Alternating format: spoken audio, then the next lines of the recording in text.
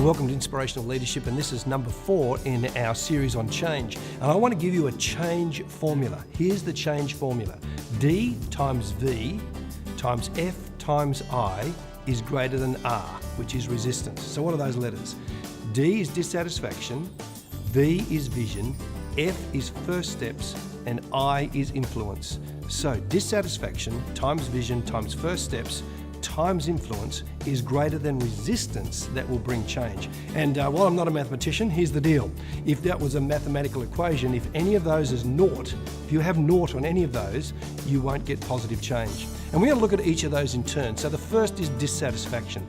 I think this is key, and most people miss it. We start with vision, we start with what we're going to do, we start with here's what God is calling us to, and we're excited. The trouble is, nobody else is dissatisfied. And you think about it in your own life. If you're not dissatisfied, then you don't change.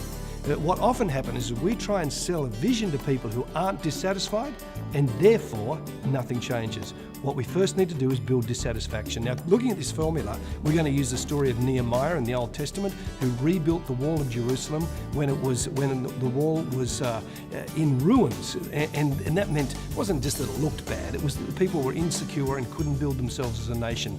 What does Nehemiah first do? He arrives, he takes the nobles and the leaders for a walk through the rubble, and then he says to them, "See the trouble we are in. Jerusalem lies in ruins. Its gates have been burned with fire."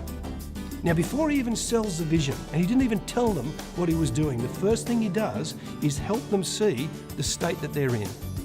What Nehemiah does is build dissatisfaction. What you and I need to do to bring change in our organisation is build some positive dissatisfaction. Don't just tell them, because you'll just be seen as negative and judgmental of the past. Help them to discover it. Take them to seminars, show them books, take them to other places that do a similar ministry to you that might be further down the track. Help them to discover a place where they go, you know, we could do better than this. And when they start saying that, you've got dissatisfaction and you can start to move to bring change. Here's the action point.